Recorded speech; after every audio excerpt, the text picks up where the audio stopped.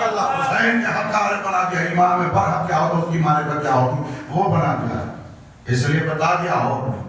اور بس بہت مختصر 4 بج چکے ہیں حضور، اور زیادہ ہمیں وقت میں گنجائش نہیں ہے۔ کل آئیے 5 بجے علی ولا میں ایک اہم عنوان پر کچھ کہنے کی کوشش کریں گے حدود جہل میں انشاءاللہ تعالی۔ حضور بس اتنا یاد رکھے، جب بھی انشاءاللہ کا یاد آیا تو سنا، یہ انشاءاللہ میں حق ایمان کی معرفت، ہاں منبر رسول اور اتنے بڑے مقام کو دوا اس کے تقدس کی قسم بھی کھانا پڑے، قرآن سر پہ دینا پڑے، تب بھی کم ہے اس کی حفاظت کی تصدیق میں کر دوں۔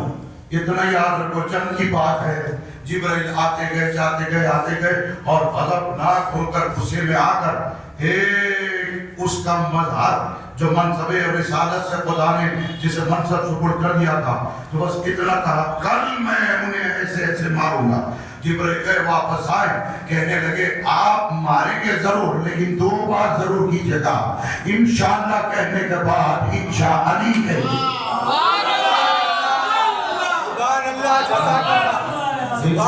یہ حق ایمان کی معرفت کی دلیل ہے، اس کی مشیت جس سے ساتھ مشروط ہو، یا پھر جو پے کرے مشیت خدا ہے اسے علی و حسن و حسین کہتے ہیں۔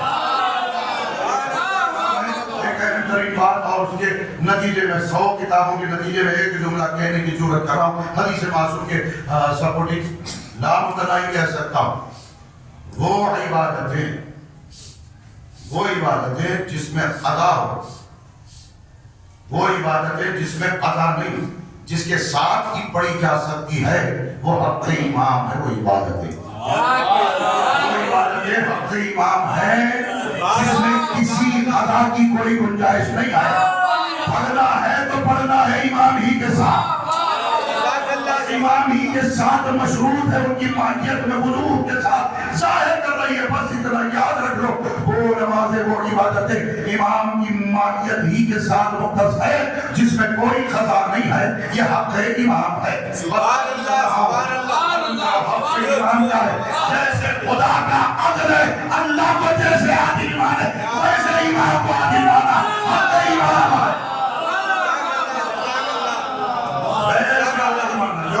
کہ اس کا مدر بتائے گا کہ خدا کا عدل کیا ہوتا ہے۔ جیسا کہ محمد ہے ویسا ان کو مانا چاہیے، حق امام۔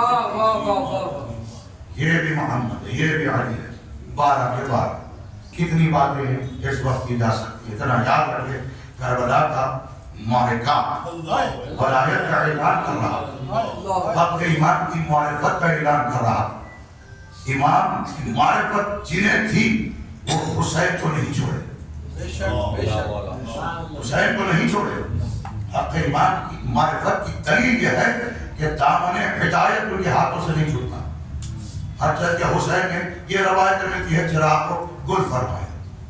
یہ روایت ہی سے ایک بات آپ کے درمیان پیش کر دوں، وہ چراغ بجھا کر 72 سورج اگانے والے کو امام کہتے ہیں۔ 72 سورج اگا دیے حسین ابن علی نے، شہادتوں کے سورج، اور ہر ایک حق ایمان کی بات کرتا ہوا میدان کارگر میں جا رہا ہے۔ اور جہاں تک عرض کروں، پیغمبر اسلام سے لے کر 12ویں حجت کے زمانے تک حق امام حق امام حق امام، ہر زمانے کے امام سے مختص ہو گیا اور مشروط ہو گیا۔ حق ایمان کی معرفت اپنے زمانے کے امام کی کرتے رہے، معرفت کے حوالے سے۔ بس اتنا یاد رکھ لے، کربلا کا پیغام، کچھ آوازیں بلند ہو رہی تھی، آسمانوں سے ٹکرا رہی تھی، ہر آواز میں یہ آواز آ رہی تھی اہل حرم سے، خذی حق لنا، ہمارے حق کو غصب کیا گیا، ہمارے حق کو لوٹا گیا۔ یہی اعلان تھا۔ کبھی بیویوں سے روایت منسوب ہوئی تو شہزادیاں جناب زہرا کو دیکھی، امانی کو دیکھی تو کہا کہ ہمارے حق کو لوٹا گیا دادی۔ شہزادی سکینہ کا جملہ ہے، شام کی سکینہ، جب اپنی دادی سے ملاقات ہوئی تو فوراً فرمایا دادی ہمارے حق کو لوٹا گیا، دادی ہمارے حق کو لوٹا گیا، ہمارے حق کو غصب کیا گیا۔ تو یاد رکھو، فیصلہ کرو کہ حق امام کی معرفت کی تعریف کرنے والوں میں ہو جاؤ، غاصبین کے زمرے میں نہ رہو، دعا کرتے رہو، کیونکہ سب سے بڑا عذاب اللہ کا ان پر آئے گا۔ 9 لاکھ کی تعداد بھی آ جائے تو اللہ کے عذاب سے بچ کر نہیں ہے۔ حق معصوم کی معرفت ہے، حضور بہت مختصر کر رہا ہوں، لیکن حق معصوم کی معرفت ہے ولایت کے حوالے سے جو انصار وہ عوام کے حسین کی اپنی شہرت کو پیش کر دیا، بھوک و پیاس کو کم کر جانا، صبر کے ساتھ اس درخت کی بہت ساری مشقتوں کے ساتھ درخت کو صبر کے ذریعے سے آل محمد کی نصرت کے حوالے سے وہ کچھ کر دکھایا جس کی مثل کائنات عالم میں حسین کے اصحاب جیسے کوئی نہیں ہے، تو حسین جیسا ہونا تو مقدور کی بات ہے۔ اللہ اکبر، آپ غلامان محمد والے محمد، آپ جیسے بھی ہر کوئی نہیں ہو سکتے۔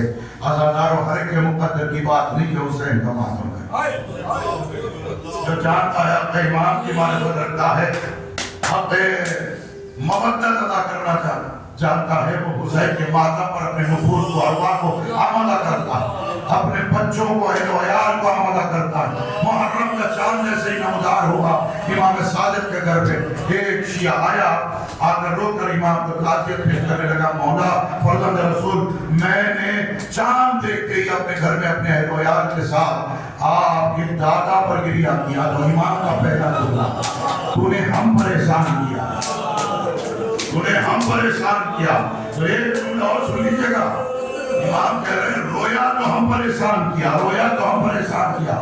اب جو جملہ آپ سنو گے، امام نے سوال کیا، کیا بھائی جب تم میرے دادا کو یاد کر کے رو رہا تھا، کیا تیرا شکم سیر تھا، بھوکا پیاسا تھا؟ بس یہ سوال کرنا تھا، تو امام نے فرمایا، یہی سوال کیا امام؟ تو اب اس نے جواب دیا، مولا شکم سیر ہو کر تیرے دادا پر رو رہا۔ اب امام نے فرمایا، میں تجھے بتاتا ہوں میرے دادا نے تم سے کتنی محبت کی ہے، کہ خنجر بھی بھوک و پیاس کے عالم میں اپنے شیعوں کو یاد کر کے روتا رہا میرا مظلوم تھا۔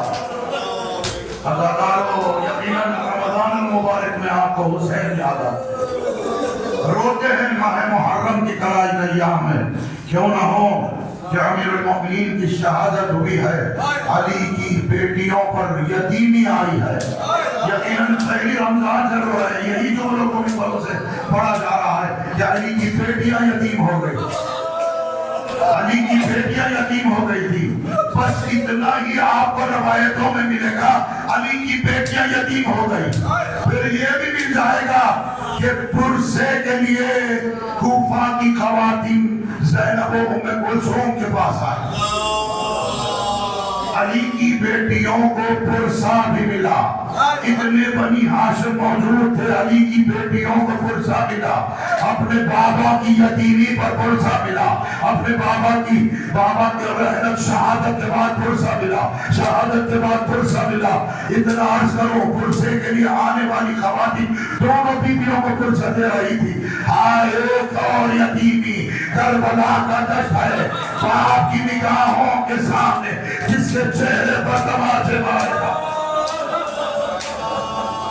اللہ اکبر، یا محمد قلت ناصرہ، عزادار و آل محمد کے چاہنے والوں، میں رسول اللہ اور مولا کائنات سے ابھی حدیث پڑھ کے آیا ہوں، آپ کو پھر سنا رہا ہوں۔ یہ مولا صادق سے تصدیق ہوئی تو امام نے فرمایا، میرے جد نے یوں فرمایا، مولا علی نے اپنے بھائی رسول اللہ سے فرمایا، گریہ کرنے لگے رسول اللہ۔ مولا کائنات نے پوچھا کہ یا رسول اللہ، میں موجود ہوں، میرے سامنے گریہ فرما رہے تو کیوں کرنا ہو یا علی؟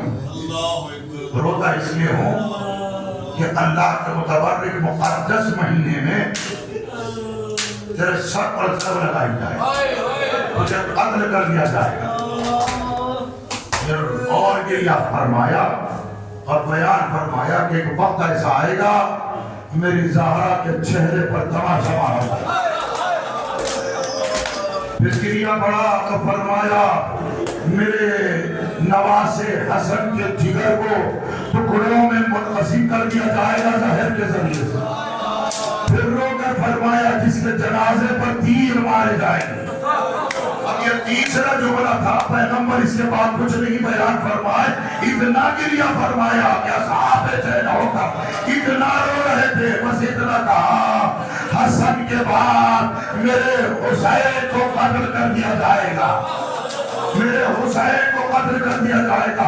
اب بیٹی سامنے ہے، علی سامنے ہے، رسول خدا سر سے لے کر قدم تک حسین کے منہ سے دے رہا ہے، پیار کر رہا ہے۔ پوچھا گیا کوئی پیار کرتے ہوئے اتنا گریہ کرتا ہے؟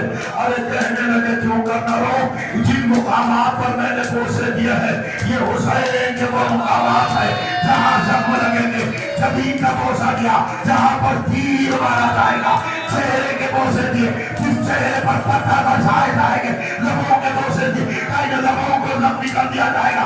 ایک مرتبہ سینہ قریب لایا، اپنے چہرے کو سینے کے قریب کیا، سینے کا بوسہ دے کر فرمایا یہ تو کہاں پر ایسا نیزہ مارا جائے گا۔ محمد فِلَّةَ ناصرہ اجرکم من اللہ اجرکم اللہ رسول اللہ۔ عزادارو، اہل بیت گھر کے چاہنے والوں، یہ تو پیغمبر اسلام کا گریہ تھا قبل الشہادت پیغمبر اسلام کا گریہ تھا۔ اس قدر اصحاب عزت ہوتے رہے۔ ارے ان کے دلوں سے پوچھے جنہوں نے حسین کو 70 قدم کے فاصلے سے کہے خنجر ہوتا ہوا دیکھا، کیا عالم تھا ان بہن کا، کبھی چہرے کے بل گر رہی ہے، کبھی اٹھ رہی ہے، کبھی آگے بڑھ رہی ہے۔ بس یہ روایت آپ کے درمیان میں پیش کر دوں۔ عزادارو، بی بی خود فرماتی ہے جب میں نے چاہا کہ بھائی تک پہنچے، ایک ملون طویل نیزہ لایا، میرے سر پر نیزہ مارتا اور میں زمین کربلا۔ محمد فِلَّةَ ناصرہ۔ عزادارو، بس ایک جملہ ہے جو قیامت انگیز جملہ ہے، یاد رکھیں کہ اگر شب عید ہوتی ہے تو انشاءاللہ تعالی حق ایمان کی معرفت پر عید کے حوالے سے بیان کروں گا۔ دوران مسائل وعدہ ہے میرا اور آپ کو بتاؤں گا حق معصوم کیا۔ عزادارو، اتنا سن لو، سرزمین کربلا سے لے کر شام تک یہی بیویاں آواز دیتی ہوئی جا رہی تھی، ہائے ہمارے حق کو لوٹ لیا گیا، ہائے ہمارے حق کو غصب کر دیا گیا، ہائے ہمارے بابا کو پانی دیے بغیر دعا کیا، میں ان غریب کی بہن ہوں جسے پیاسا قتل کر دیا گیا۔